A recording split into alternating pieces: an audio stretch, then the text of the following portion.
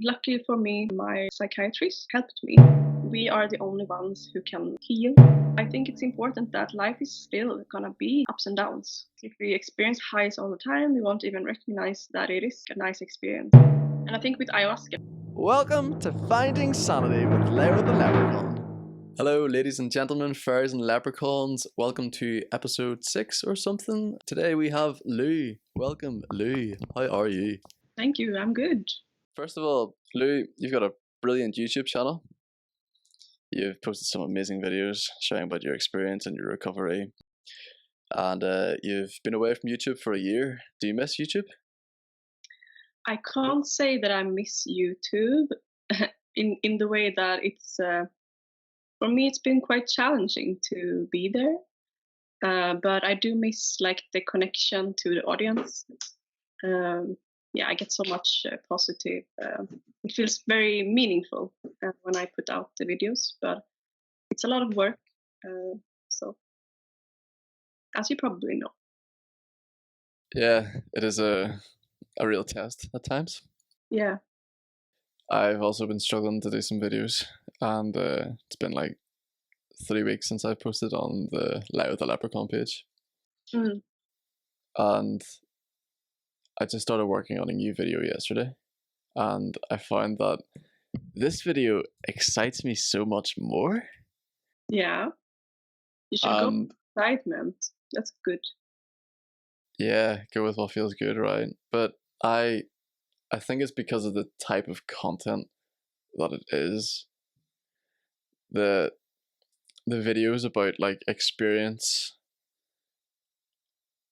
with like mental breakdowns, psychosis, those are the ones I find most difficult to record and then edit.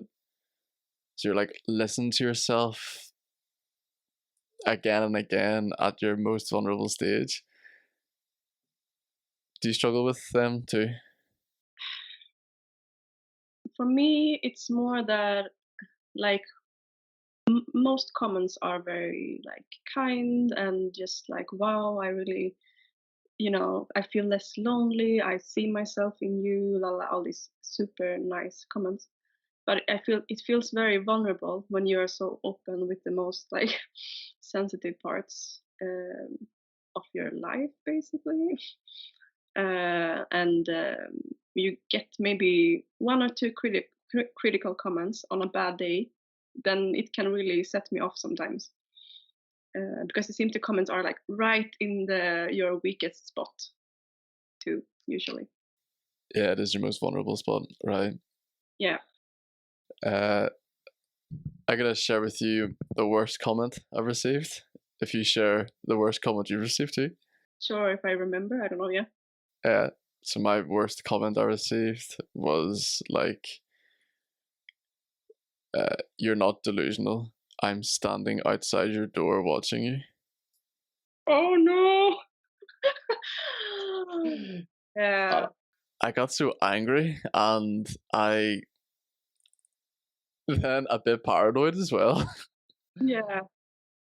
Yeah, that's what I mean. Like it's like some people can really, it's like they see your weak spot and then you're like right, and okay, so a worst comment, I don't even know, like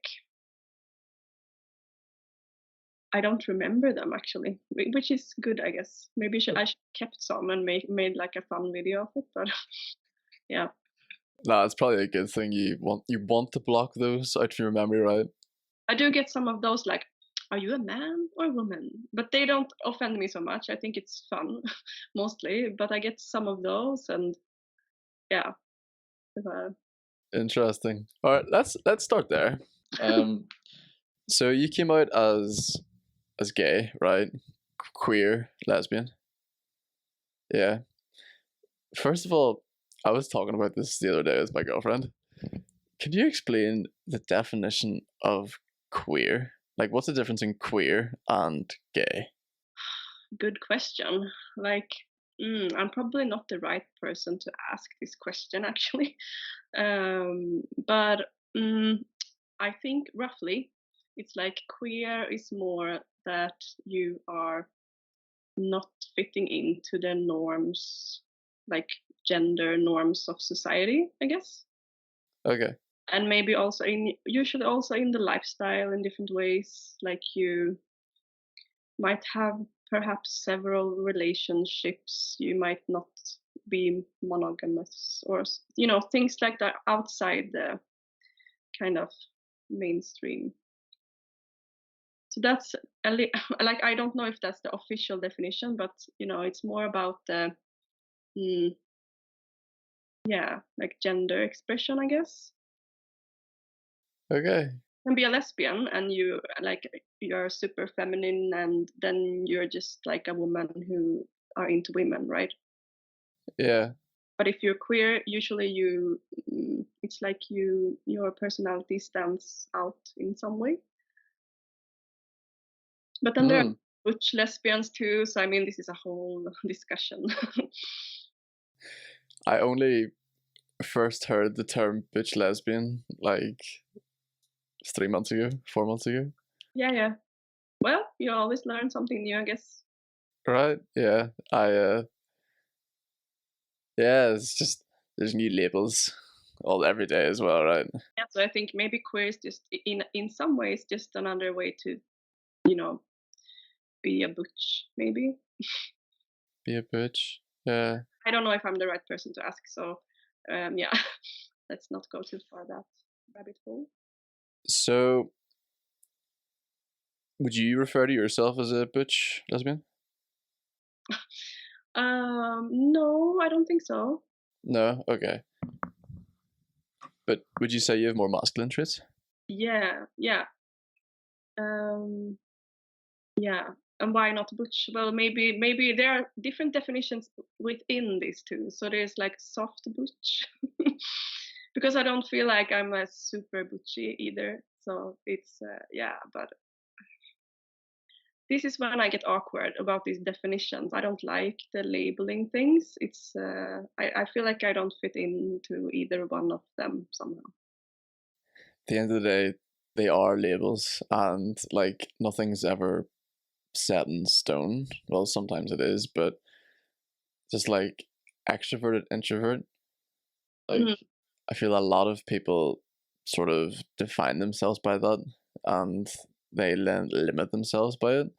It's like, oh, I'm an introvert, so I refuse to go out into these social situations, but they don't realize that they actually enjoy these social situations. And for so long, I thought that I was introverted, but now as I have got to know myself but better, I realize I'm actually like 70-30 extroverted. Yeah. And you can get so confused with the labels that you sort of veer away from being yourself. No, but for me, like the spiritual perspective has really helped in this, because I feel like the most important thing for me is that I feel like I'm a more masculine soul, if you can say, yeah, put it in that way. But I'm in a Yeah. feminine body, and that is like, yeah, the best label I could find for myself. Cool. Yeah. Alright, Lou. You have previously been diagnosed with bipolar type 1, right? Yeah. And I got diagnosed with drug-induced psychosis, but whenever I got diagnosed with my drug-induced psychosis, like I had experienced years of mental health issues before getting the diagnosis. Is this similar to you? No, not really. I like, sure, I've been like maybe anxious and stuff, but it's not been affecting my life. I've just been in a depression for a long time, but without like a diagnosis or anything. So I've been depressed, but that was it. Okay. And your depression was, how long did it last for before you got the bipolar diagnosis? Maybe a year or something, but I was still, working and stuff, so it wasn't affecting my life too much. Although I wasn't feeling good at all, I can see that looking back. But yeah. Okay, interesting. Mm. And in your videos, you speak a lot about uh, nourishing your inner child. Now, I appreciate you mentioned about the spirituality. I do want to go to that soon. But with your inner child, one of your videos you mentioned about how inner child meditations helped you with recovery. Inner child work definitely helps me as well. The child that is or was Lou, who is she, and what was her life? What is the key moments that made Lou who she is today? What an interesting question. I think I was in a lot of ways a very free child because I grew up in the countryside. So there was like our house, and then there was some houses, but they were quite far away. So there were some kids in the village, but it was still, yeah, kind of quiet in some ways. Or quiet is the wrong word, but it was a small village. But you could be free there. Like we could run around, you could like build cabins, and in a lot of ways I was very much a tomboy back then. But I didn't see it that way. I was just playing. I was just a kid, and nobody would, you know, um, make any comments about it either, because it was just the way life was, at this place. But also it was not like it was also tough in a lot of ways. It was quite lonely too, like but I think in the loneliness it was when I found the connection to the forest. So yeah, I think that started there somehow. Cool. Yeah, and a lot of imagination. I've always been very wild imagination. And I used to draw my cousins into it too, so they were all always like excited, to find out what my next idea would be, sort of. What kind of imaginations would you create with your cousins? I don't know if you heard about the Swedish just a children's book character. She's called Pippi Långstrump in Swedish. I think it's Pippi Långstocking in English. I don't know if you know about it. It rings a bell. Braids like this. And she's very strong, she carries a horse and stuff. Right, no. Yeah, anyway, so I used to, she hides like, or she can, how do you say, make magical things appear. So I used to hide stuff, and then I said like it was her who brought it there. So when they like looked in the garden, they were like, "Oh wow," So they thought like that I had some magical powers too. Wow, that's amazing. Yeah, stuff like that. So. But I think also things you do when you are like kind of. I wasn't the oldest cousin, but I was the oldest cousin in the group that were playing. So. Cool. Did that paint a clear picture? Yeah, it sounds quite magical. Like, using storytelling and playing in the forest with your cousins and playing games. Yeah, no, it was like I feel my childhood definitely had like both sides to it. But you live in the city now, right? You don't live by the forest? I moved out to the countryside 2 years ago. Ah, okay. It's still pretty close to like Malmö and Copenhagen, so I'm not that far off. Okay, nice. I have a friend from Malmö. Mm? Moving on then, how old were you whenever you got diagnosed with bipolar? I was 29. 29. So that's like quite a long time after your childhood. Yeah. going through school then in your early 20s, what were the pinnacle moments for you then? That led up to the crisis, or what do you mean? Give me pinnacle moments that stand out for you that were like the best moments of your life. Otherwise, yeah, let's start off with the best moments in your life, and then we can go into like the pinnacle moments that led up to the crisis. The best moments. Hmm. I think that's very hard. I think in a lot of ways, like I'm very much like a late bloomer. So I feel like with this thing, like we talked a little bit about like coming out later in life, which was connected to the crisis. I think I also like I wasn't living my life, before the crisis.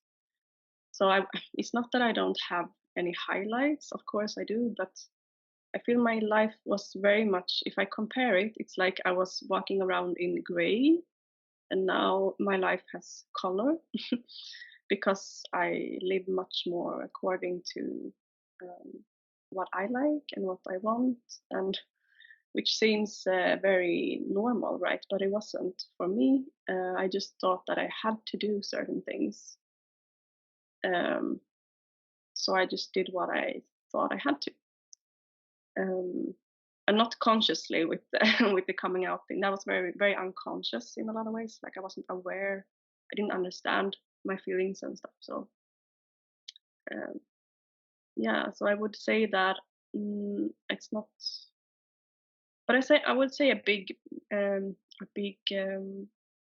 important part of my life was when I studied journalism. So that was 3 years. It was very like formative in a lot of ways, and I feel like even if I don't work, I work more on the marketing side now. But I've been able to use that knowledge, and also, yeah, I just think I learned a lot, and it was a very fun period in my life. Do you feel like it has give your life more meaning as well? The journalism? Yeah. In some ways, but at least it gave me tools, like important tools, because I feel today we are like living in such a like information society. They were very early to adopt to social media. Like Facebook actually it became worldwide when we were studying, so it kind of changed the whole media climate. Um, I just yeah, I think I learned a lot and developed as a person, I guess. Right. Cool. Yeah. And so 29 is a late bloomer, like you say, for coming out. And when did you know that you were? Do you prefer gay or lesbian? Or... Either works. Right. Yeah. I know some people have like this debate about what is the correct term. Like, no, it can't be gay, it's lesbian. Okay. But when Usually they say gay more for gay men, but yeah, it's yeah. it works. So when did you know that you were lesbian? Let me think. I think when I was 100% sure, that was when I met the person, and it was yeah, like I've never felt that intense feelings in my life, because I think I've just started to open up. Like, yeah, I think maybe I need to explore this, right? I need to yeah, get to know this part of me, and then I met the person and was open to it, and it just yeah, it was quite overwhelming actually. Really? Then like this is very different from everything I've experienced before, and yeah. So did you experience heterosexual relationships before this one? Yeah, yeah. What was different about it? um, well, like I would say, dating men. In a way, I miss it, which might sound strange, because I'm single now, right? But I miss it because men are. It's a cliche, but it's true in some ways. Like men are more straightforward. Like it's so much easier to like decide. Let's go for a date. Yeah, sure. And then like it's no fuss, you know. But with women, it's like you don't really always know. Like it's yeah, it's harder to kind of um, get to the same point. That makes sense. So I can understand men more actually because it is exhausting in a lot of ways. Like if you compare, like maybe it's the dating life that is different nowadays too. It's more intense. But Yeah, I I think men are also easier to date because they're hornier. It's yeah, like you want to go on a date? Yeah, sure. But then like if you want to decide something with a woman, and then like I'm older now too, right? So it's like yeah, maybe I'll check next week, maybe, and then in the end nothing really happens, you know, because none of us are like yeah, you know. yeah, We need to be it's more difficult. goal-oriented. Yeah, more decisive sometimes as well, right?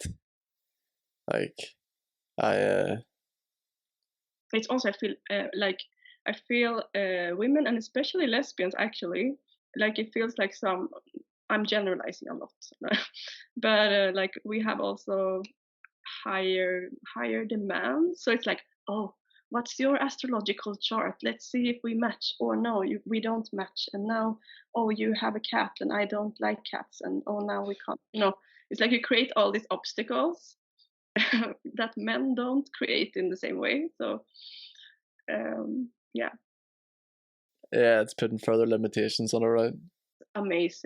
amazing. So Cool. Uh, I do want to get more into relationship stuff later because I watched your video about the twin flame, and you said you're single now, so I want to talk more about that later. yeah, okay, we'll see about that. Yeah, you don't have to if you don't want to. You know, I understand because it may be more difficult to talk about. We'll see.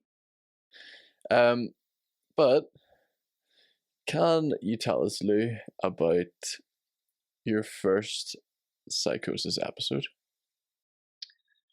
Um, yeah, where to start? You have to specify the question, I think. Okay. So, in fact, the start of your depression. mm? Yeah, no. So I was in a long relationship with a man, and I think, like as I said, I wasn't aware of my feelings at all. I wanted the relationship to continue and to work because you know I liked him and we were friends, right? Too. Um, but I think unconsciously, like it was time for me to start my new life, right? But my conscious self was kind of pushing away this truth, which led me slowly into a spiraling depression, I would say. But I didn't understand why I was depressed, didn't understand why can't I just be with this man? He's great, has a good job, he looks good, you know, everything was kind of right on the surface. But it didn't work for me. Uh, and I was very mad at myself too. Um, but yeah, so I was very depressed. I could start crying, you know, at the supermarket. So I couldn't really, yeah, it was getting bad. Yeah, And that's while you were with him. yeah. And then there was also like my work situation. You know, I had a job contract that was ending, and uh, yeah, and you know, so my life was kind of falling apart. Crumbling. Yeah. And then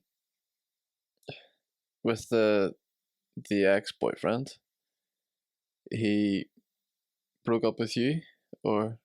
Yeah. Yeah. And which was good. Yeah. A blessing in disguise. And have done it myself because I was so focused, you know. So attached. Hmm? So attached. What do you say? I think Attached. I with Irish sometimes. Attached. Yes, attached. Yes. And two of the biggest things in your life not working out, it's can feel like your whole life is crumbling because it's pretty much your whole environment around you. Mm-hmm. And I mean, it's understandable how this led to a crisis. And when did the crisis start then? So boyfriend broke up with you, you lost your job, right? I was about to lose my job, so I knew the company. About to lose your job. And I remember watching the video, like you struggled to sleep for a couple of days. Yeah. Yeah. That was when we had broken up, and then problems started to come. Yeah. So could you so for anyone who like has not seen Lou's channel, like you can go watch this video. It's a really great video, but can you explain briefly what symptoms you experienced? This is I do have a video on this on my channel, I should say, because it's always hard to retell this story. Yeah. But yeah, like it started with the sleep, and then it gradually became more and more intense and chaotic, I would say. But it started with kind of positive symptoms, or you could call them positive, or at least like a feeling of I felt like my shield against the world was somehow just crushed. So I had no filters left. So I was just walking around in town and I was just seeing things in a completely new way, like seeing colors, seeing people, seeing also light. I was seeing kind of light, how do you say, light balls of light. Yeah. In every person, which I felt was their soul. And like, so I was seeing, like, I would say today with my third eye, like very open, but in a way that wasn't very, it went from 0 to 100 very quickly. And I didn't have any spiritual training or knowledge or nothing. So it was super overwhelming, and I also got like lots of synchronicities. So I would see like my birth date, like number 13, of course, like everywhere. Pause. When's your birthday? May 13th. May 13th? Alright, cool. I'm November 13th. Oh, nice. Yeah, you're a Scorpio. Yeah. I'm a Scorpio, yeah. And you are? I'm Taurus, but I'm Scorpio moon actually. Alright, cool. Yeah, I have no idea what my moon is. You have to check it out. Yeah, I do. Lesbian. We love astrology, you know. Yeah, you gotta have matching star sign. Actually, while you're mentioning about the lesbian and the star sign, I have a girlfriend now, but the girl that I was seeing before that, we had the exact same birthday. Oh, nice. And I remember we were in the car together, we were driving, and she studies astronomy. And so I asked her, what do you think of astrology? And she was like, I hate it. You know, anytime someone asks me about my birthday, I tell them my birthday, and they're like, ooh, watch out for that. And I don't like it. So the last time I was at a party, I people asked me what my astrological sign was, and I told them to wait until the end of the party to see if they could guess it. And there was like 12 people around there. It wasn't a party, it was like an event. It was like a week long sort of thing. And everyone guessed what star sign she was, and no one got the correct star sign. And then she told them the star sign, and everyone was like, that was my second guess. And like to my defense, like I feel like it's for me, like the star sign or sun sign, if you only have that one, then it's not interesting. Like we need the whole chart is like the best, but if you have like sun, moon, and rising, I think it makes actually a lot of sense, or it has to me at least. Okay, cool. I have heard a lot of arguments for it. I have never been able to experience firsthand what the alignment is for someone else, or I've heard about them experiencing their sun and their moon, and this coalition has been grounding or like satisfying for them, but I've never experienced it myself. But yeah, this girl was driving and she was like, I hate my birthday. And I was like, I hate my birthday too. When's your birthday? And she was like, 13th November. And I was like, what? Yeah, but I digress. So you were seeing with your third eye, you're experiencing a lot of synchronicities, seeing a lot of color. I also experienced a lot of synchronicities as well. Any other symptoms you experienced? I mean, lots. Like we could make this the whole video. It was a lot, and it like I've been to one ayahuasca ceremony, and I wouldn't say it was like it had a lot of similarities with an experience like that. And maybe people can understand the intensity of it, because it came to the point where I actually threw up without being sick. The energy was just super intense. During the bipolar episode, not during the ayahuasca? Yeah, like during the bipolar episode, yeah. Wow, that's fascinating. Yeah. And for me, looking back, I think it could have been like getting rid of negative energy.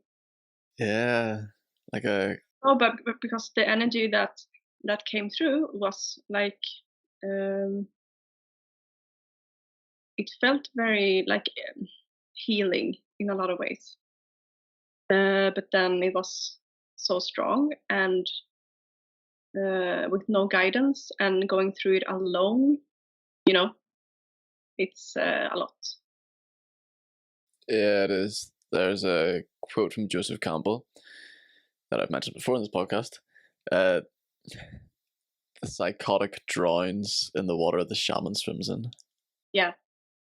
No, but to me, like, there's no doubt in my mind that there were like spiritual and shamanic aspect to my experience.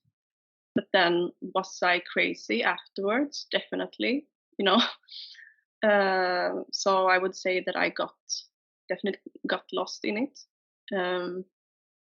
But that doesn't mean that the experience can both be traumatizing and have value at the same time. Very true. Yeah. Our biggest adversities can become our biggest strengths. Yeah. So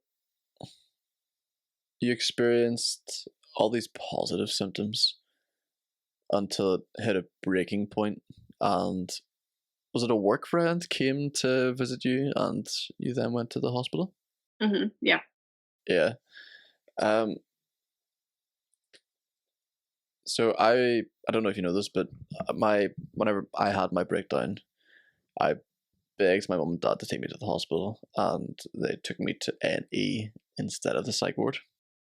What is that? Why? Is that like the emergency? Oh, what is it? Yeah, accident emergency. Okay, yeah. Mm-hmm. Yeah. So, like, I had every right to be in the psych ward. I am so grateful, however, that I did not get taken there because of the traumatic experiences that I hear in the psych ward. How was the experience in the hospital for you? Yeah, that's also a long story, right? I stayed there for a month almost. Um, I would say, since this runs in my family as well, I would say it's a trauma that runs in my family because of how in psychiatry in my family. So I was scared of it. Uh, but I realized very quickly that I needed to cooperate with the staff because otherwise it was going to get worse. So, for example, when the first day when they just brought me there, I was just lying on a bed, didn't know where I was almost, and then there was just nurses surrounding me and wanting to give me a shot, which is fine, right? But I could feel like the threat in the air, like if I don't take it, what are you gonna do with me? So it doesn't feel safe and didn't feel safe from the start, and I think that is very because I wasn't aggressive at this point. But they don't know if people are gonna turn aggressive, right? Um, but it's still, I feel like an environment like that should be safe. Uh, yeah.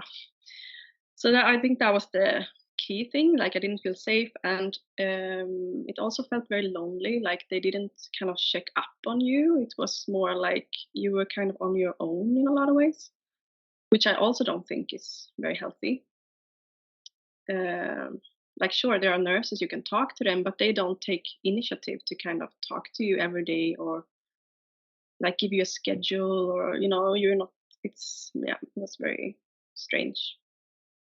Like imagine a healthy person arriving to a place and you don't know anything what's happening there, you're just losing all your human rights basically, and you don't know anything and you're just locked up for also you don't know for how long you're going to be locked up. um, so I think that could be quite challenging for anyone. Yeah, it could make the most sane person insane, right?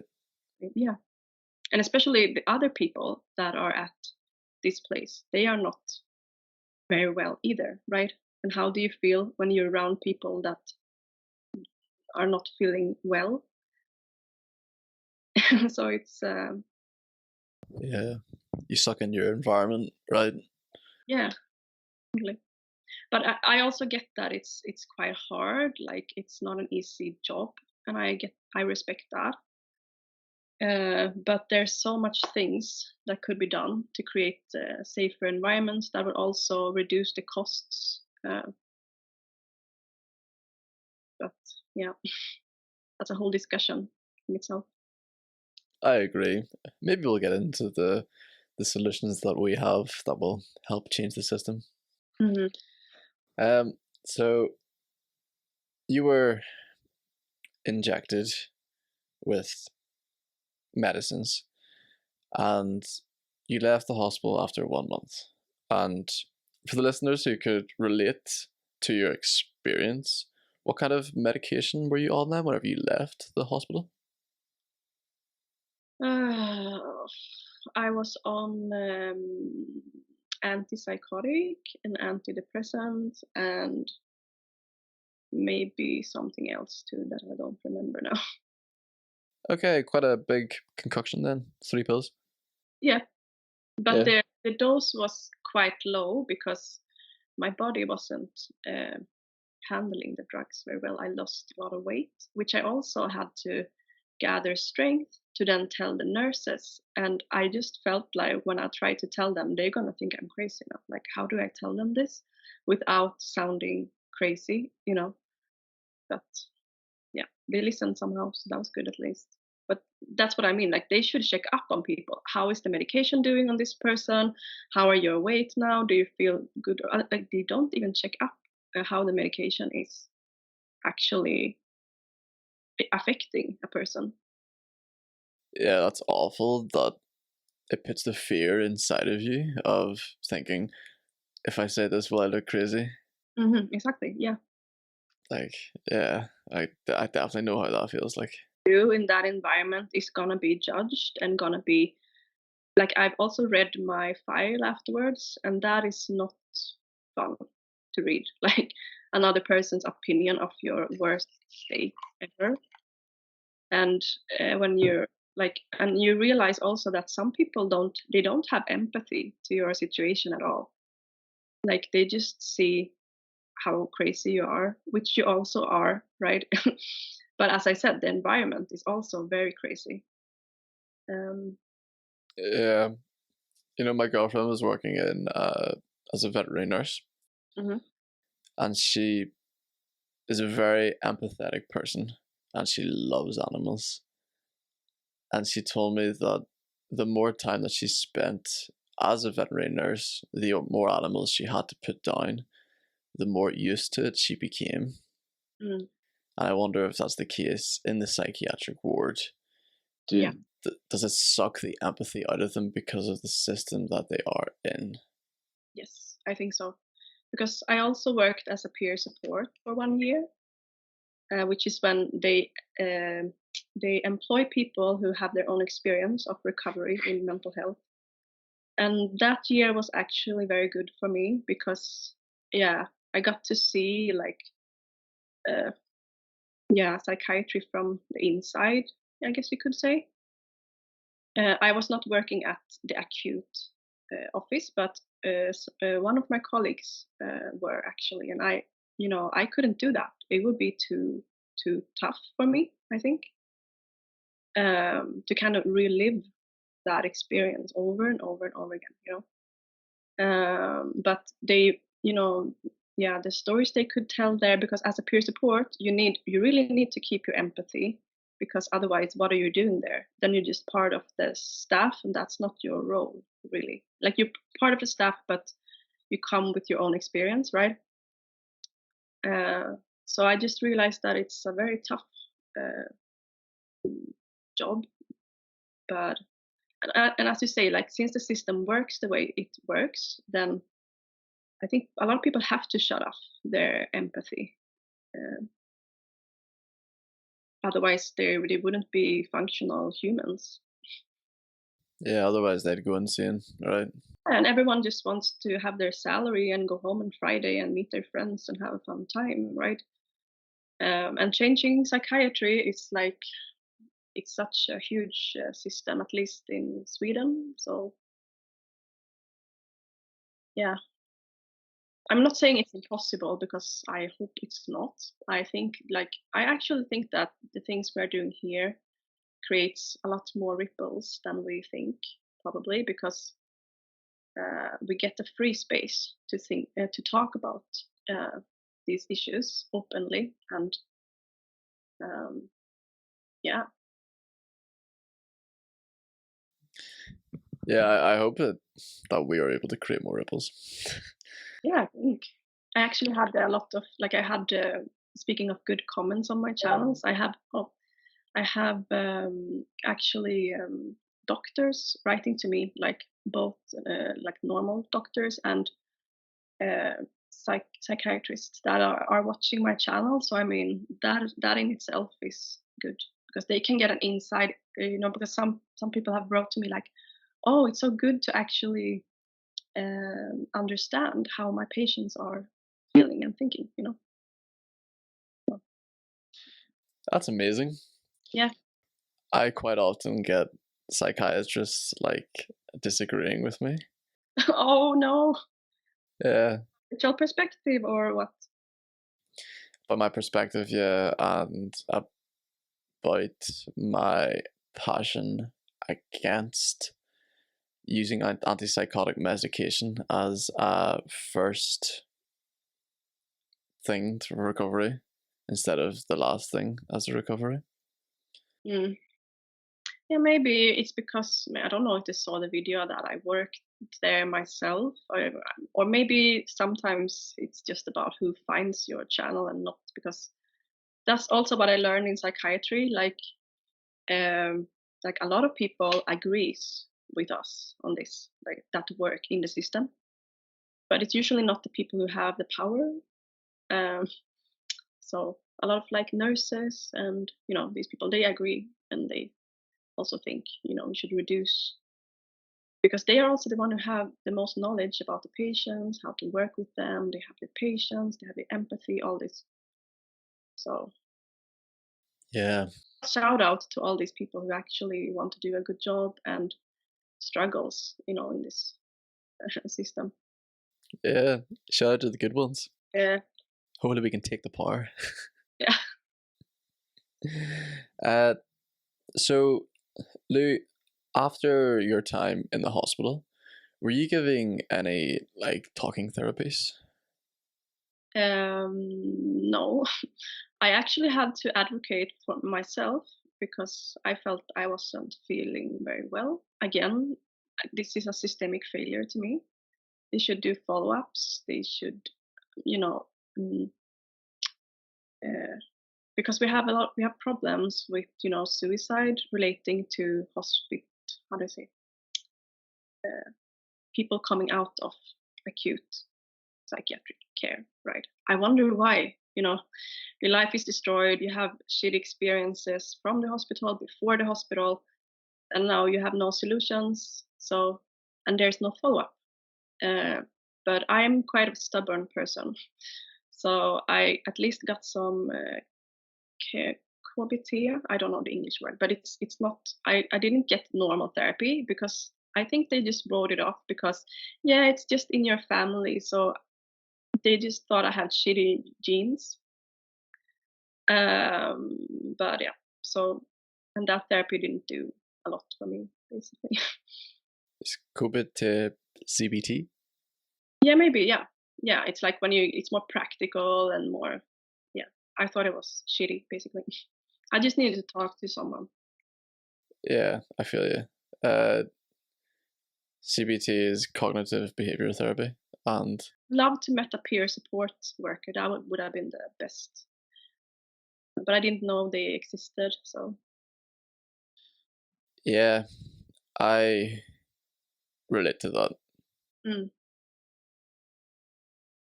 Like I said to you before we had the phone call, my friend Jeroen, yeah. he basically became like we had a phone call and we talked for like 6 hours until my laptop died.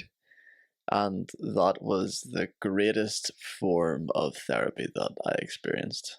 Having the peer support, someone with an actual lived experience, that was allowed me to see my psychosis in a different light.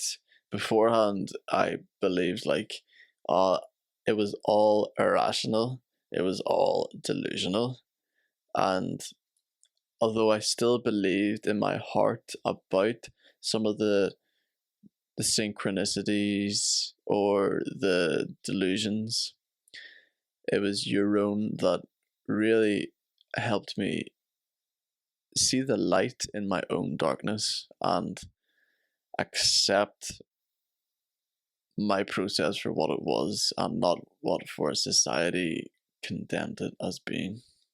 Yeah, that's so important. And that's what all the peer supporters say. Like, you have to, like, we can take help from people, but we have to find, how do you say, regain our own trust in ourselves. And,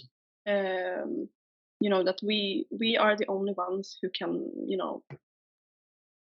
heal in a way. Like, friends are important, super important, but we have to regain that strength. And if we don't get support in that process, like if people just want to kind of throw throw diagnosis at you and that's it, like that's not gonna help,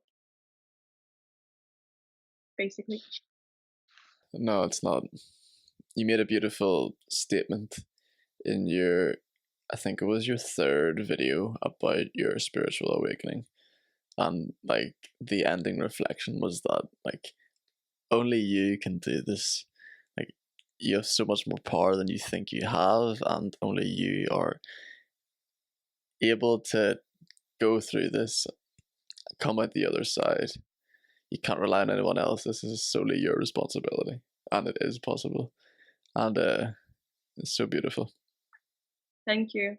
So I commend you for that. It stuck with me, and as I said, like for me, it was almost like an initiation. This crisis, like afterwards, my contact,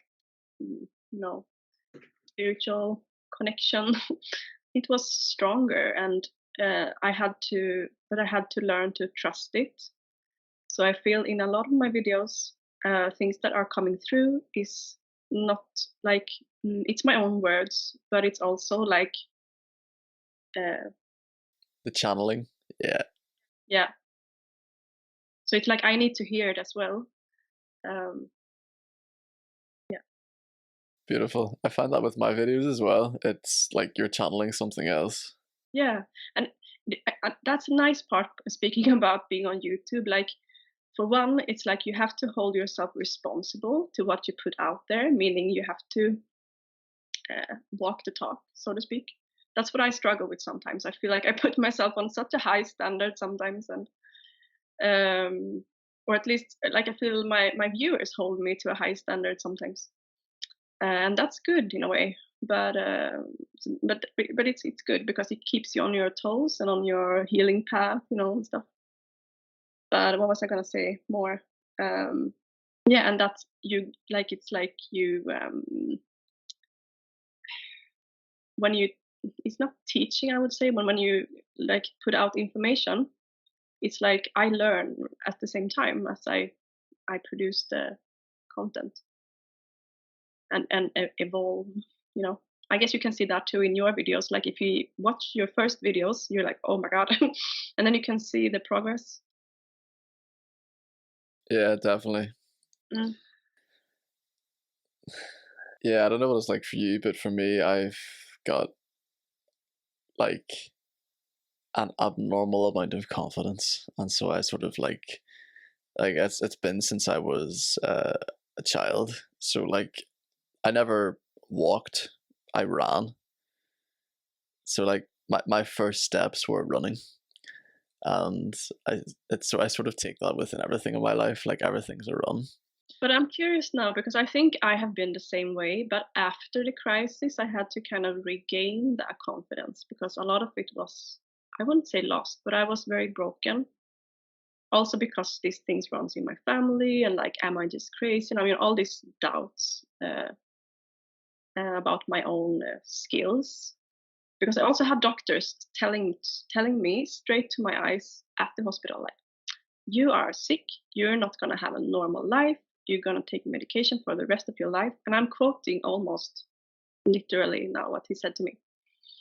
And it becomes a curse in a way, like even if I didn't believe him, because I didn't, it didn't ring true to me. But it still becomes, yeah, like almost like an influence. Yeah, like a curse in a way, like you curse. Yeah, like you have to kind of break free from it at least. So I'm curious about you. Like, did you feel like you lost some of your confidence in the crisis, or did it stay with you? Yeah, I lost it during and after the crisis. It was like my ego was shattered into pieces, and I had to pick up the pieces that I wanted and change the position that they were in and throw away some of the pieces that I didn't want. And then there's a lot of experimenting to see like what pieces worked and what didn't work, and a lot of getting to know myself again. And So how do you feel your confidence level is now comparing to them? there's definitely situations where it does test me. However, I think the YouTube has been a really like great way for me to practice my confidence, because it allowed me to practice my communication skills, and my communication skills has allowed me to be more confident within social situations. Mm. Yeah. It's also hard to say though, because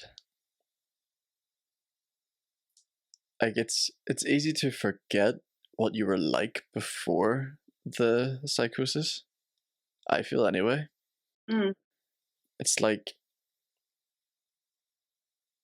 after the psychosis there was a new life, but you're also in the same life, and there's so many parts of it that you're bringing in, so many parts of your old life you're bringing into your new life, and yeah, it is confusing. How do you feel about the reintegration and the confidence aspect? Yeah. No, but yeah, I had a lot of problems with like doubting, um, like the spiritual process, and because my healing journey has been really, really rough. Because I think I really had a lot of trauma, or I did have a lot of trauma. Like I grew up with my mother was mentally ill when I grew up, and it started when I was born. So it's been affecting my whole life, basically. And that kind of hit me after the crisis, that I had to deal with this trauma. Also because I wanted my life to take another direction than she's been in. She did her best, and we have a good, how do you say, relationship today. But it's still been, yeah, very tough. And so it's, for me, it has been about breaking free from the past, which has not been easy. Because it's also breaking free from this societal story about mental illness. So it's really about going my own way, but in so like, who's going to support me in that, right? That's what I said. Like, I have to have my own back in this, and it's not easy when doubts creep in, and maybe, I don't know, bills have to be paid, and stuff like that. But yeah, and right now I'm feeling really very good, and I feel like uh, I'm seeing my puzzle coming together, uh, much more, like all parts of me, you could say that. But it's taking me quite a while. Like, it's not that I've been well, like, in this process on and off too, but it's been about healing. Uh, so it's been, yeah, a little bit of a roller coaster, could say. So, Lou, you left the hospital and you were not really given any talking therapies. You're given CBT, and that didn't really align well with you. And you later went in to do peer support working yourself. However, whenever you left the hospital, what kind of environment were you in? Did you move back home with your family? Did you live on your own? What was the environment like? Yeah, so I don't remember actually the full details. Yeah, I think I was in the old apartment, which was really bad for me because the relationship was ending, and I wasn't really happy in that apartment either. So I was trying to move to a smaller one. Um, so I had to juggle that at the same time as not being very well. Um, because I wanted to get out, because that just reminded me of the relationship. Um, so yeah, it was a tough time, and as I said, I wish people get more support in this situation. I should say, I was in a group with other bipolar people, which was kind of nice. But I felt like I didn't fit in. Fitting in is hard, but I think they were more to the bipolar 2 side. So we talked more about, juggling everyday life, and that was not really what I wanted to talk about. I was like, hello, did anyone have like a spiritual existential crisis? No.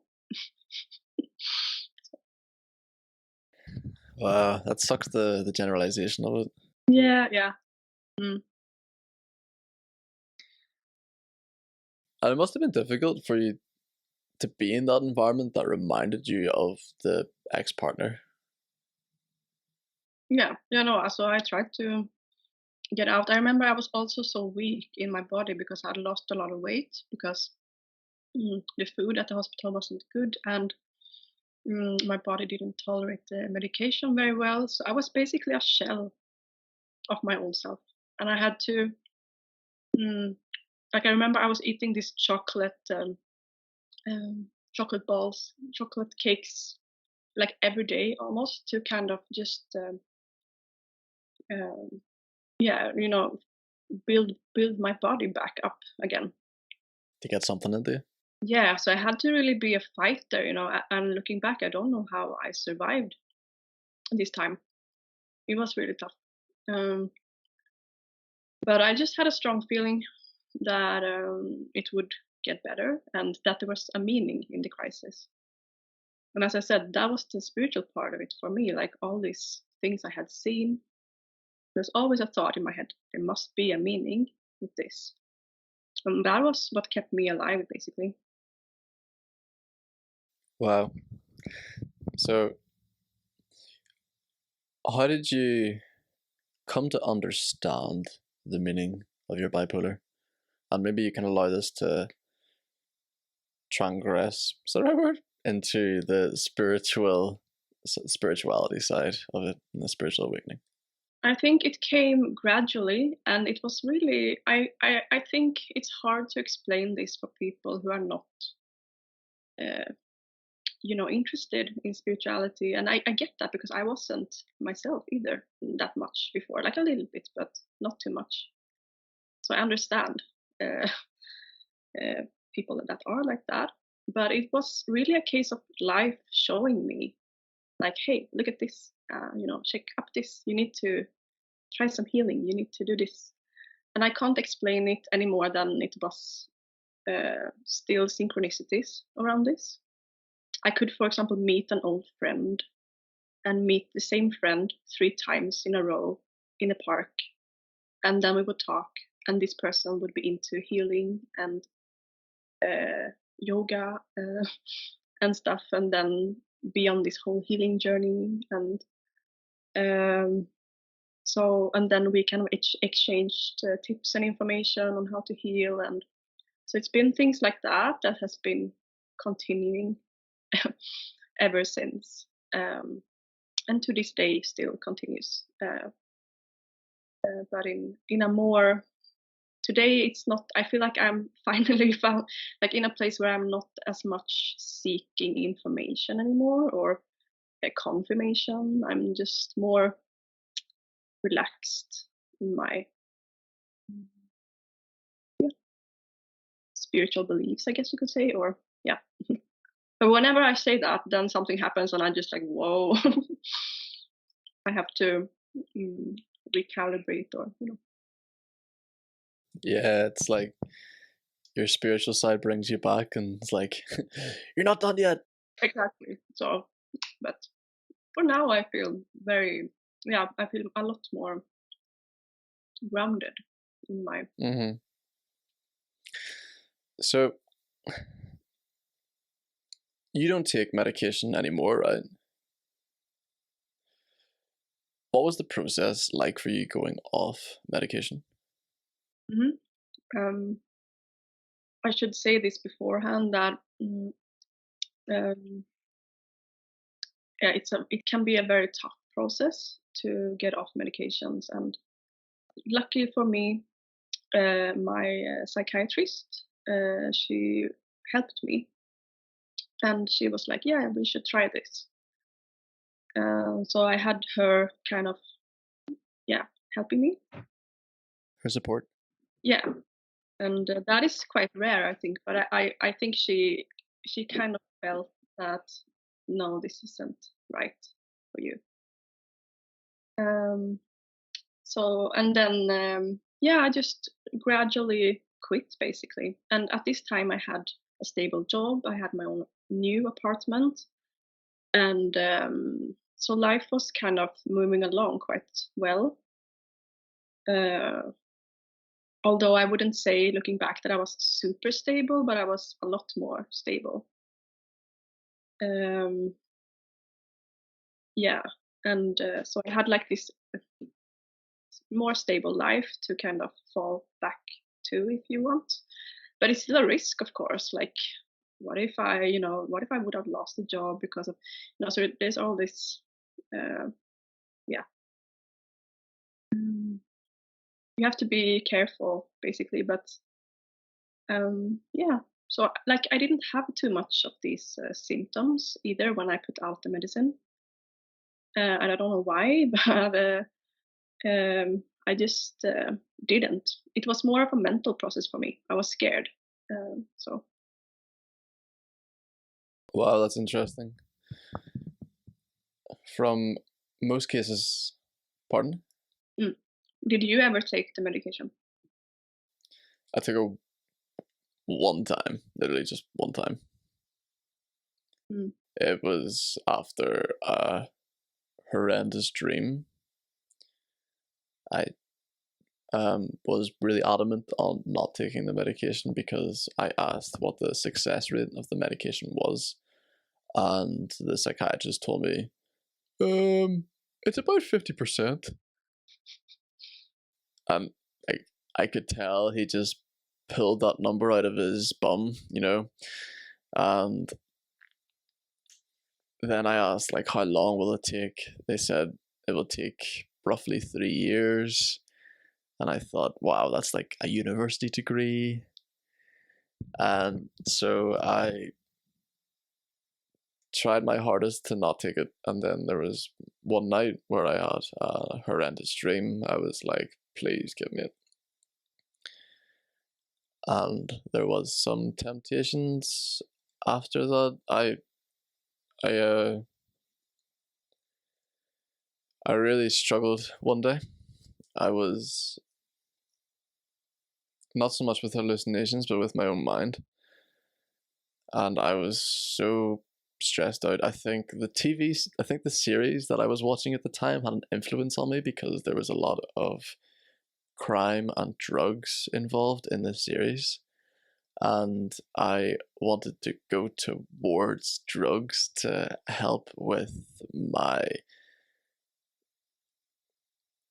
feeling of not being in control over my mind. And I like snuck into the cupboard to try and find the antipsychotic medication, and I actually couldn't find it. And then my mom and dad came down the stairs and they were like, what are you doing? And I was so embarrassed. I was like I just, yeah, I was so embarrassed I didn't go towards the medication. And I'm grateful for it. Yeah. I'm surprised that you had like no symptoms going off your medication. I shouldn't say, and this is a couple of years ago now, so I don't remember the whole process either. I think I had some symptoms, like maybe I slept worse for a couple, but I also had this. We talked a lot about this, like me and my psychiatrist, and I said, okay, if I can't sleep for 2 nights, then I'll take the sleeping medication. But it never was 2 nights. It only was 1 night, perhaps, that I couldn't sleep, and then the other night was fine. So then, so I had to really, but it was, when you can't sleep and you know that I have to sleep, otherwise I'll have to get back my medication, that can really trigger lack of sleep, right? So I had to use the spiritual tools that I had gained at the time to really, be calm, everything's fine, it's going to be all right, to calm myself because, yeah. Okay, so you had applied the spiritual practices before going off the medication, is that right? Yeah. Yeah. How long were you on the medication for?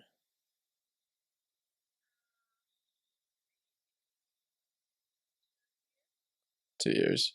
And at that point, what spiritual practices had you applied? In your video, you mentioned about like inner child meditation and yoga and some other healing therapies like acupuncture and Reiki. Were all of those being in use at the time? Daily, like I should say, and I do to this day have like, I try to always listen to my body and what it needs, basically. And so, for example, massage it's something that I try to go to regularly, for example, because I just feel like it's preventative. It just relieves all the anxiety and your body feels great. And so small things like that. And then also daily practices then like yoga, meditation. Yeah, I don't know if there were any more daily practice, maybe prayer too, a little bit, and going out to nature more. I was still living in the city, but yeah, I think that was mostly. What kind of prayer do you practice? I shouldn't be eating in the interview. That's okay. No, but just regular prayer. Like, is there like a structure you follow with your prayer? No. No, but I like to now, at least, like I have my small, because now I follow more like a shamanic path, more full on, you could say. So now I have more of like an altar, and I do my prayer like in the morning, or I have more a routine about it. But in the beginning, it was very much like following my intuition, like to 1000%. So it was more chaotic, and now I'm a little bit more intuition and also how do you say, discipline. Yeah. I would say that I lacked a little bit of discipline in the beginning. It's healthy to have that discipline. Yeah. And do you pray for other people? Like rarely. What's it like? So like, usually I pray for other people. More than yourself? Yeah. You look like an egoistic. No, kidding. No, but at the time I was praying more about my healing journey, I guess, like Okay. things in that direction, I guess. Okay. Cool. I do you know what like metta meditation is? Meditation? Metta meditation or loving kindness meditation? Yeah. So like I kind of associate that with prayer. And like, Yeah, I did that a lot too, like some guided meditation, loving kindness, and I was more like sending energy, loving energy towards people and things like that. But it has shifted a little bit how I work with these things. yeah, that's kind of what I associate with prayer, the sending of energy. Yeah. I have heard studies that prayer is really like beneficial for your brain health. Yeah. So Yeah. But for me, it's been more like it's almost like I have conversations to whoever's listening, right? Yeah, about things that are important, I guess. wow, that's interesting. Mm.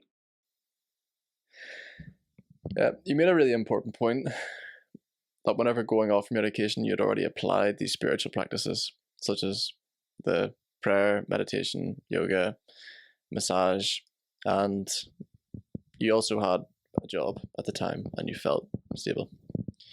And yeah, I beg for anyone listening to this, find that stability before going off your medications, because it can be quite a harrowing experience. Yes. Okay. You also experiment with plant medicines. Yeah. Are you into herbalism? Yeah. Yeah. Mhm. You practice, you study, or what is your experience with herbalism? It's more, yeah, like I have friends who are like teachers in herbalism, and I learn from them. But so it's more that I gain some knowledge here and there, but I haven't taken like a real course in it or anything. But it's more self-taught and it's more for myself at the moment, at least. So it's more like I have some teas and I pick some herbs here and there. So it's not very, yeah. I use it as a part of my own life. Cool. What kind of herbs would you use quite regularly? Oh, I would use mostly because I had problems like with female health and pain related to that. So I've used a lot of herbs for that, and it also balances out my entire body because such a huge part of the female system. So I don't know. Are you referring to like ovulating here? No, like No. menstrual cramping. Okay. Yeah. You wanted a word, I gave you the word. Perfect. My girlfriend suffers from menstrual cramping. Yeah, yarrow, I can recommend. Yarrow. Yeah, Oh, that grows in Ireland.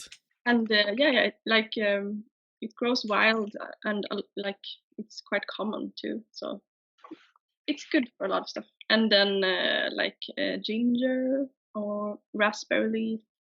Um, yeah, so I had to heal from that, and actually I have a thought, as I said to you before, like to come back to YouTube, and I think I'm going to talk more about that part of the healing because it's also been, yeah, huge part.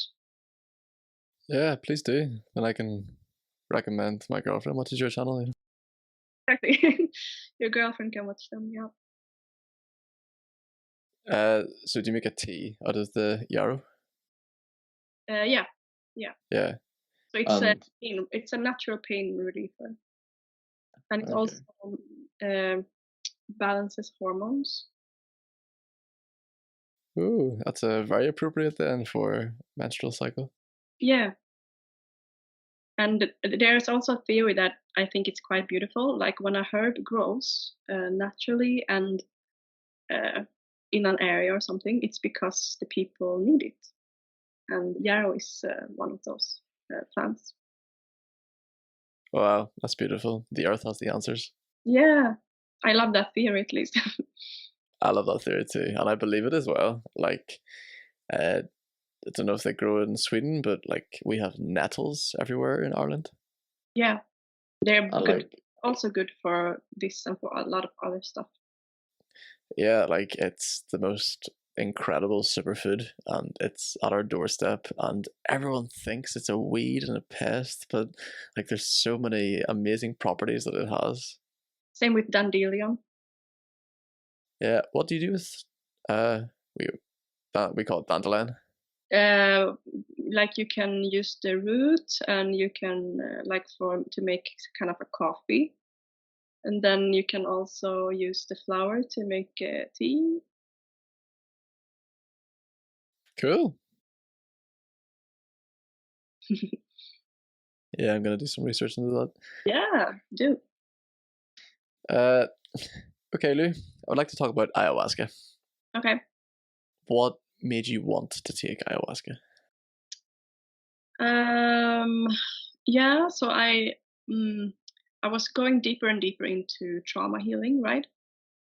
But I also felt that there were kind of unconscious parts of me or things that I couldn't reach on my own.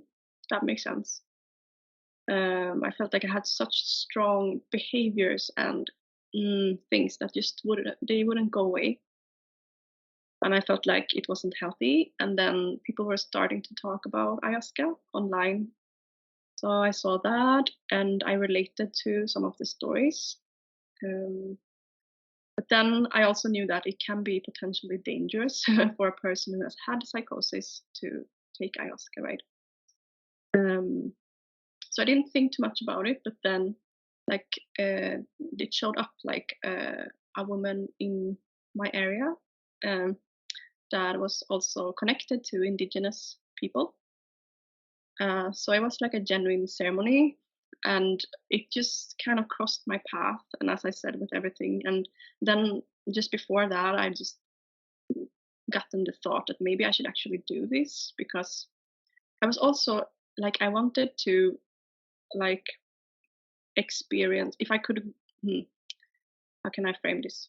Um, re-experience the psychotic experience, but in a safe environment, because I felt that it wasn't allowed to play out in the fullest. And as I said, it can be a healing experience, psychosis, right? Like the psyche tries to heal itself. Um, but so that was my thought, that maybe I actually need this. Um, and in retrospect, that was exactly what happened. So yeah, it's interesting. And as I said, like also one important thing was that, for one, there were real shamans, as I said, so I wouldn't have done it otherwise. Nope. And the other thing was that when we were driving there, we saw this bird flying by the car, and it was a stork. And they're very rare birds. We rarely see them. They're almost like extinct in Sweden, I think. But they're like a sign of birth and a new beginning. And we're just in front of the car, and then I felt, okay, yeah, this is gonna be good. Wow, that's amazing. Yeah. I have this connection with animals as well. Like the first time my voices came in, bats flew into my room. Supposedly bats is a sign of like the death of an old self. And I don't know the spiritual meaning of it, but the own spiritual meaning that I have like gave to it, like the bird, the buzzard, the bird of prey. Every time I see it, I feel like I'm on the right path, and it gives me that clarity. So I love that. The Stark. You have a Batman poster behind you. Right? I had that before the Psychosis as well.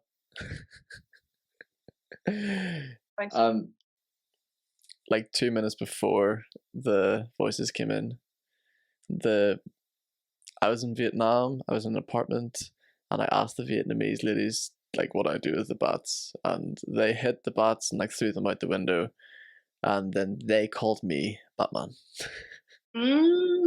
Nice. Yeah, so it's I got that poster when I was in university, but it has more meaning now, later on in life. That's how everything connects. Right? Yeah. Ayahuasca quite frequently can put people into a psychosis, especially if it's into the wrong environment and if they've not done the work beforehand. You clearly had done the work beforehand. You were off medication for... How long were you off medication before you took the ayahuasca? Maybe 3 years or something. 3 years, cool. And you had these spiritual signs before taking it, which like clarified your experience. I'm not safe. Which is so important. Yeah. The person who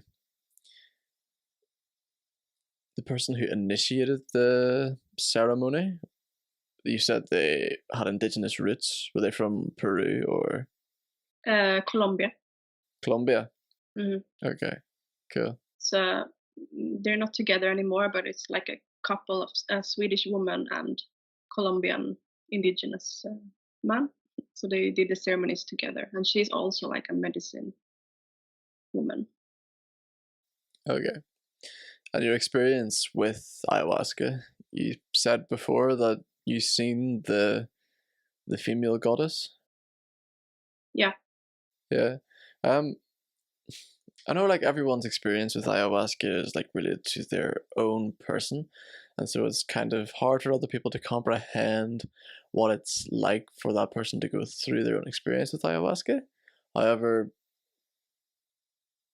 would you mind sharing some of the experience of what it was like? Maybe like the pre-taking it, the whole ceremony involved with it, and the how you felt after it. Oh, yeah, that's also a long story. Um, yeah, how I felt. Yeah, as I said, it felt very kind of mm, very guided, if I can say so. And it also felt very genuine when I arrived there. It was like a small cabin, and there were not a lot of people. We were only 5 in the ceremony and 2 shamans, which turned out to be good because, yeah, it was quite an intense ceremony. But yeah, no, I just from the start felt very comfortable, talked to the others, and I also shared a ride with a woman going there, and it turned out that she works in psychiatry. So we talked a lot about that, and again, it just felt right, you know. Speaking of staff in psychiatry that you know agrees with us, um, and yeah, so yeah, and then when the ceremony started, it took quite a while for me to get the effect.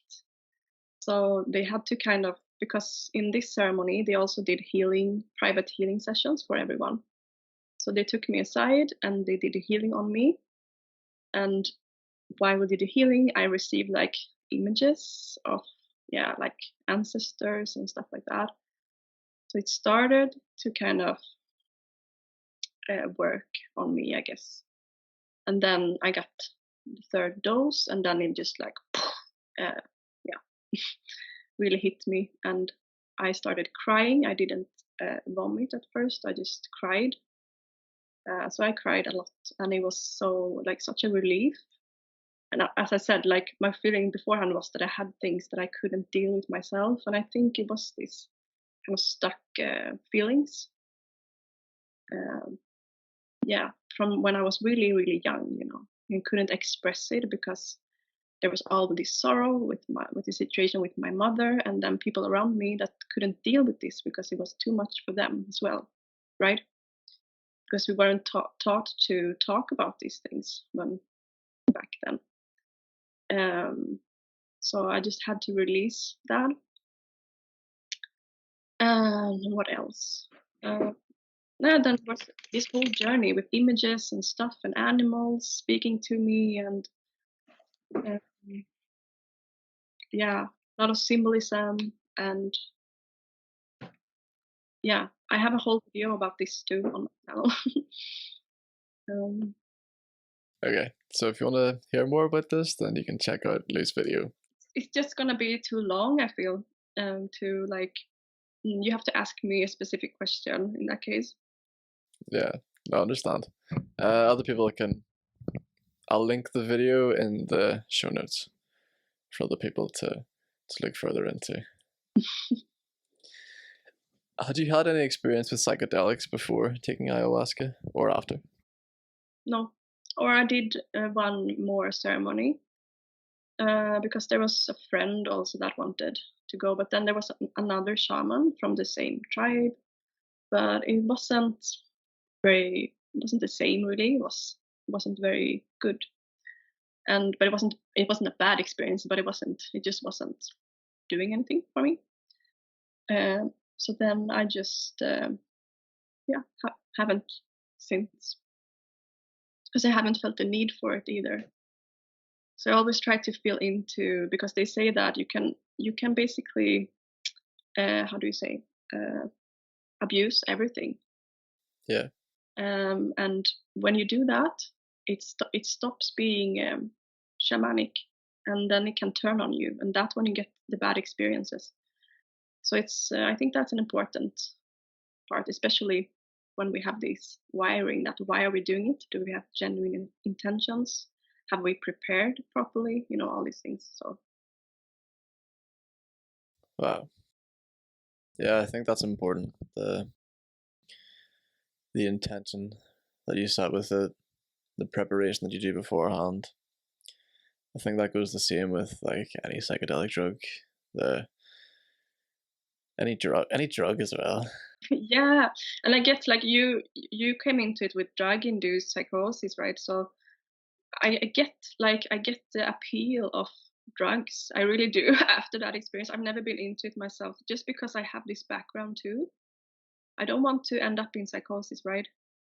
And so now I kind of have to take care of myself. And so I think that's when you come in with another perspective, while another person, just exploring the spiritual field, and maybe I want to try this, I want to do mushrooms, I want to do that, this and that. For me, no, because my brain is already, it's not like this, but it's, how can I put it? It's like this. Yeah, I relate to that. That was beautiful hand movement that I understood immediately. Tell me this, Lou. So I, like you mentioned, yeah, I had drug-induced psychosis. I experimented with a lot of drugs, and I was always searching for this high, and quite often for escapism. And it led me down some quite dark paths. And now I still have a complicated relationship with some drugs, such as alcohol. I don't want to drink, and I still find myself drinking in some situations, and I'm trying to find these like rules for myself that I can abide by so that I can allow it to happen within certain situations. So like say someone made like a homemade organic drink, then I can try it. Or if it's a really special situation where I feel like the moment is right, then it's okay. But then recently I found myself, like, I was talking about like watching the Lord of the Rings trilogies, and I was like, oh, I wish I had a weed brownie to watch this. And like I it was like a old habit coming out of me saying this. I don't actually wish that I had a weed brownie for watching this, because it probably lead to psychosis. And I also had a complicated relationship with psychedelics, because I considered taking psychedelics or even just participating in holotropic breath work to sort of activate this state, because I felt like there was still some issues in my past that needed to be addressed, and maybe this would allow for me to address this. But I had a dream that foretold me that like this is either I'm not ready for it, or it's just not the right path.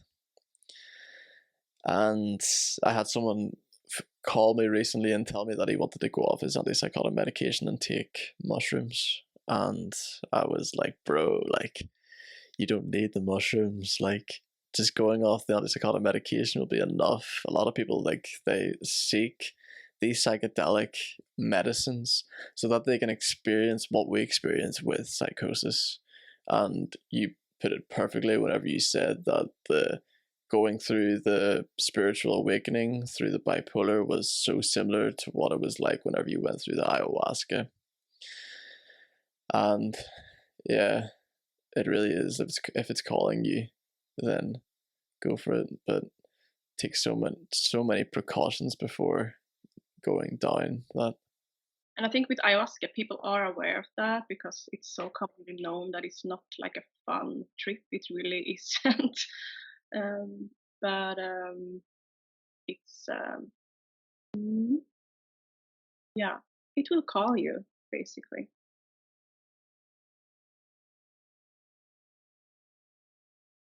Do you feel like it's improved your life? Ayahuasca. Yeah. Um, I mean, afterwards, I thought change was gonna be bigger than it was, because I really felt, and you can see it in my video as well. Sorry, I don't mean to always point at that, but I film before and after, and you can see the difference. Like the energy is really, yeah, it really cleared the energy in a big way. But then it's like the end, like as we go, I've learned this in shamanic work, that as we go about our daily lives, we take in other people's energies and we get filled with heavy energy all the time. So this clearing process needs to be a routine. And I'm not saying ayahuasca, but like a spiritual cleansing needs to happen like regularly as we go through life. And especially if we have like heavy work duty, for example, if you work in psychiatry, obviously, or something like that, then we really need to clear our energies. For me, it was a wake up call that I needed to move out to the forest, which I already wanted, but I took the step after that. Also another step towards believing in myself more, like the spiritual path and all that. Because when you have shamans that witnesses your process and can confirm some things, then it makes it easier, right? Yeah. Having that clarity from someone else. Yeah. Did you meet a shaman before taking ayahuasca? Yeah, but not an indigenous one. It can make a difference or it doesn't, but I felt in this case it made a difference to me because as I said, like just the confirmation and like the power in that ceremony was I've never experienced like I wouldn't say, because you can have really strong experiences without this as well in just a regular shamanic ceremony. It's you just remind me of the point that I wanted to make around drugs, and I completely digressed and forgot. The reason I used to look for drugs is to feel this high, and I've noticed since my psychosis, I'm able to feel this high with people naturally. Yeah. And I wasn't able to experience that before. Yes, you can experience that when you're like in this flow of synchronicity, perhaps, like in a more balanced way. But like when your energies are aligned and Oops. Sorry, you lagged there, Lou. No, but like maybe because the topic we're talking about. Maybe. I was saying that we can experience these highs just by being on the spiritual healing journey. Like as I said, I'm not done any psychedelics since, and I've still experienced like these amazing moments. And it's just I feel like it's might sound cheesy, but it almost feels like sometimes you get these rewards on your healing path when you're really true to it and stick it through. And then it's just like life just aligns you. And I'm not saying that because it's also, I think it's important that life is still gonna be ups and downs, right? Because if we experience highs all the time, we won't even recognize that it is like a nice experience. So we have to come down from it. Exactly. But then we know like they're gonna return. So like the next phase in your life maybe just will be preparation for the next like up phase. It's also about gathering energy, because depending on what path you're on, you're also going to be called to use what you're learning, to use this spiritual energy in different ways. Are there any instances where you've felt that magical energy or that like psychedelic experience through a normal life? So for example, for me, I felt it whenever I was walking in the rain one evening and I had my head torch on and I could see every single raindrop falling in front of my eyes, and I was just immersed in this natural beauty, and I felt this pure sense of bliss and joy. Yeah. Yeah, I have many moments like that, where like I'm usually it happens when I'm alone too, but usually with like when I meet other people, maybe on a similar path, and we maybe travel somewhere or in ceremony. Like I had this magical ceremony. We were down by a lake mm, at a friend's place, and yeah, we just did the ceremony together for the place, and then a small like hare. Um, I think hare is the right word. Yeah, the rabbit, big Rab- rabbit. Yeah, being rabbit. Yeah. It came from the forest and approached us and was sitting maybe 50 meters from us and just listening to our drumming and singing. And it was sitting there for maybe an hour. And so that was just one of many yeah, experiences like that. So we don't need anything else than our own energy when we are in balance. Beautiful. Are you a part of any communities, Luke? Yeah, I guess you could say that. There are like a lot of people where I live that are involved in different spiritual traditions, I would say. Yeah. What kind of spiritual traditions are these? Like different shamanic traditions, and there are some yogis, and so I just have a community of spiritual people, I guess, where I live. But also lately, I've been kind of diving into uh, the Quero tradition, like from Peru.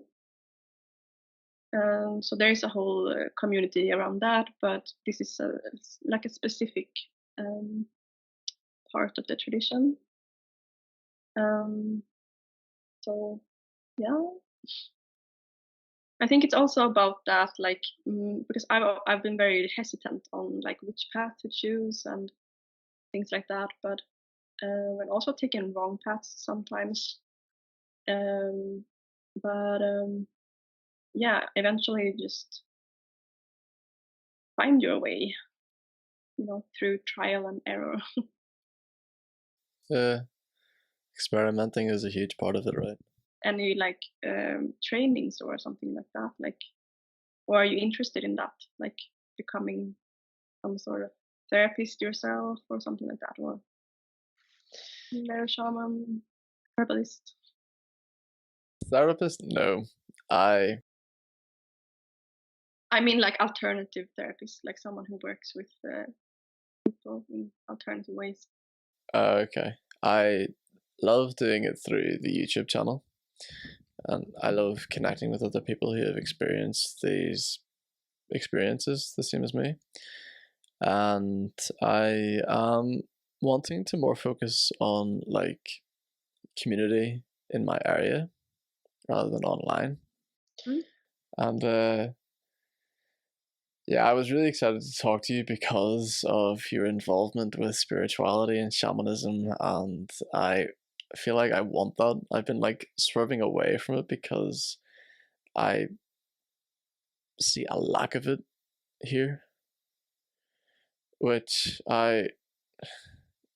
In I Ireland would be plenty, or yeah, I think in Ireland there is plenty. I recently joined an ecstatic dance group. Mm. Do you know ecstatic dance? Yeah, we have it here too. I Yeah. love dancing. It's one of my major, yeah, outlets.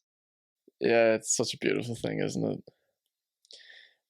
I really felt the spiritual connection inside the ecstatic dance, but then at the end of it there was this toxicity because of like the Queen of England died, and I live in the north of Ireland, which is still under British occupation, and there was an English person who brought this very toxic energy by saying about how the new king owns the land and how he has a right to be king, and he deserves to be king and how much greatness he's brought to this land, and the ignorance of it really pushed me away from it. And like everyone in the circle was aware of the toxic energy that it was bringing, and many people called her out on it. However, like it's really pushing me away from it, and I'm struggling to accept that. Sometimes, yeah, I feel like it really attracts some really trouble people, I would guess can be the word for it. And some people have very strong like political beliefs or spiritual beliefs or conspiracy thinking. That's my hardest part. Like, I understand why people go into the conspiracy, but I hate is a strong word. I don't like when it becomes like preachy. Mm-hmm. And everyone should like think in the same way, or that's when I kind of slowly back away. Because to me also this journey is more about free thinking, which can be like what is that really? But yeah, conspiracy theorists, they usually think they are free thinking, but then there's like in a very small bubble, really, some of them at least. Yeah, they're open-minded until they're closed-minded again. Yeah, something like that. Like they find themselves in a new box. Yeah. Yeah. You find a lot of conspiracy theorists within the spiritual communities. Yeah, but I think it's kind of toned down now after the pandemic. It's like everyone's just calmed down or something. But yeah, it was quite intense for a while. But then I found some people who are a little bit more like me. Like I tend to have one foot in the normal world, so to speak. And I like to have it that way because yeah, we still have to exist within this current society, even if we don't like it. So yeah, and then one foot in the alternative because yeah, both side has its ups and downs, I think. Yeah, you can be a good bridge for communicating the differences between the two and the similarities. Yeah. All right, Lou. I'm going to finish this up with 3 rapid fire questions. Okay. I ask everyone these questions. So the first question is, can you name 3 things that you're grateful for today? Oh, yeah. So my new place where I live, I had to move from my house. So I'm grateful for the new place where I live now. It's very nice. And my new job, which is very fun. It also allows me to be all of me, so to speak. And what else? 3 things. Maybe my cat. He's very like he's so chill. I never had a cat who's so chill. I wish he could, but he's sleeping now. He's chill and very loving type of cat. Beautiful. I think I've seen your cat in your video. Yeah, maybe, yeah. Yeah. Question 2. Can you name 2 goals that you would like to achieve in the future? You can choose either both to be long-term, both to be short-term, or one short-term, one long-term. Preferably the latter if you have it. I like my life coach now.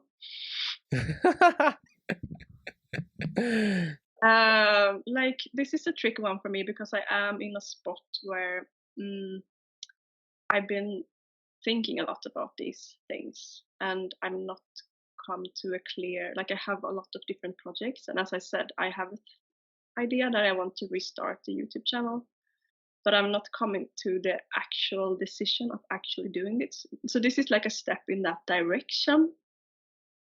But then I feel like, as I said, I have a new job and I've just worked there for maybe half a year. So everything needs to kind of fall into place a bit more before I set new goals for the future. But right now, I'm just where I am now, and I'm kind of imagining some things, but it's not there yet. That makes sense. Okay. You've not set the steps to achieve those goals yet? No, I haven't like decided, because I had some projects in the past that I was very goal oriented about, right? But then they didn't happen in the way I wanted them to. So it's been kind of like a regrouping period. Like, what do I want to do now? And I also have a thing where I would like to do more stuff like affecting environment is a big word, but like forests is like another heart project, heart thing, I guess, for me. And we need to talk more about that. For me, it's connected to shamanic work. We need to protect more of our forests. Definitely, yeah. I have different things that I want to do, but I haven't really got a clear but I need to do that actually. So thank you for the question. Good. I'm excited to hear what it is that you want to do with the forest as well, because the forests are so important. And especially in Sweden, you have a lot of forests, right? Like the north is like completely wild. It still is, yeah. But the problem is that we have a very old forestry. And I come from a forestry family, so I don't know if people in my family would agree on all I'm saying now, but we need to follow our time and change the way we use the forest. And Finland is doing this already, but Sweden, we're stuck in an old school, and we also have a new, like, very old school government and stuff. So yeah, it's a lot. Yeah.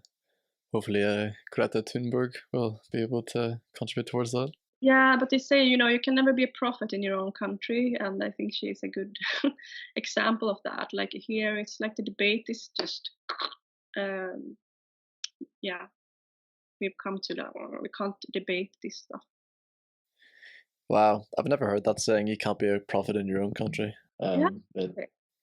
It's it's definitely relatable to some people. It is, yeah.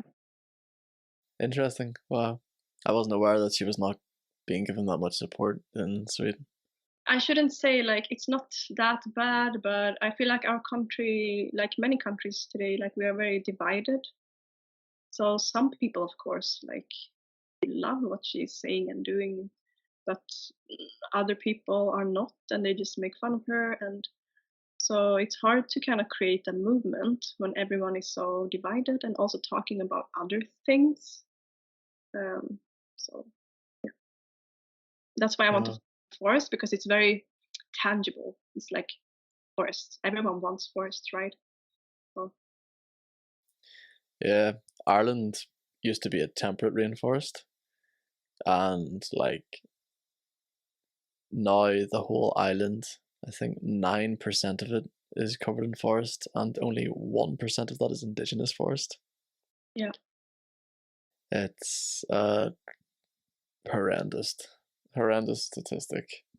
It is, and imagine all the animals and like ourselves. Like I feel like we have forgotten how it is to be wild.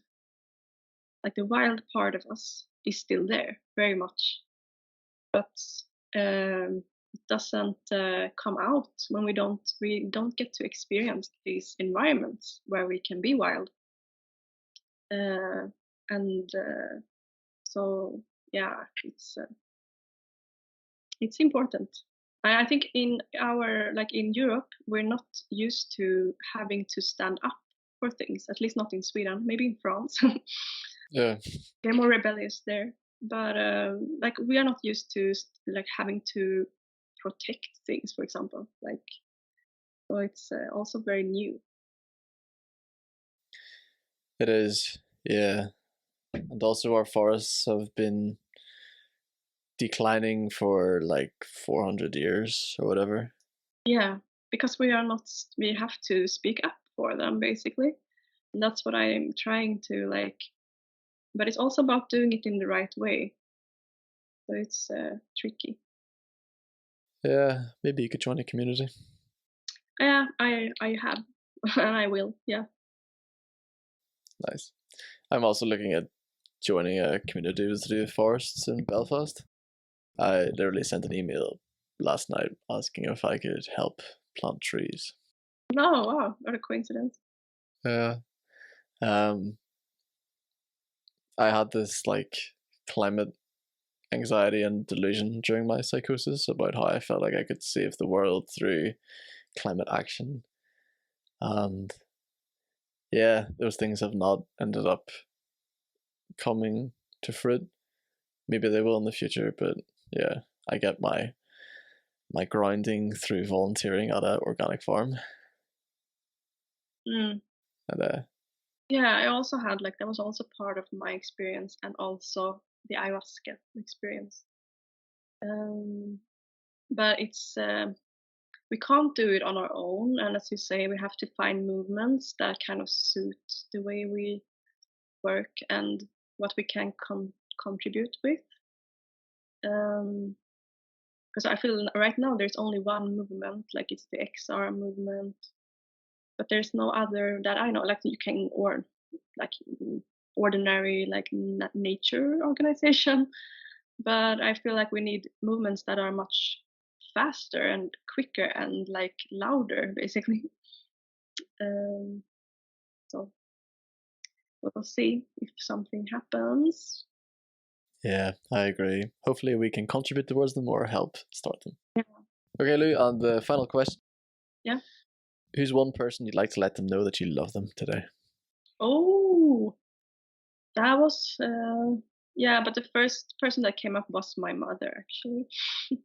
Oh, Yeah, we fight sometimes, but I love her very much. beautiful. All right, Lou, thank you so much for sharing your energy and bringing this peaceful vibe that I appreciate so much and giving me some lovely lessons, and hopefully the listeners some lovely lessons. Please check out Lou's channel. It is Lou Folke, right? Yeah. Yeah, I will add it in the description. You can click on that. Check her out. Watch her videos. They're amazing. Thank you, Lou, and thank you everyone for listening. Slán Abhaile. Yeah.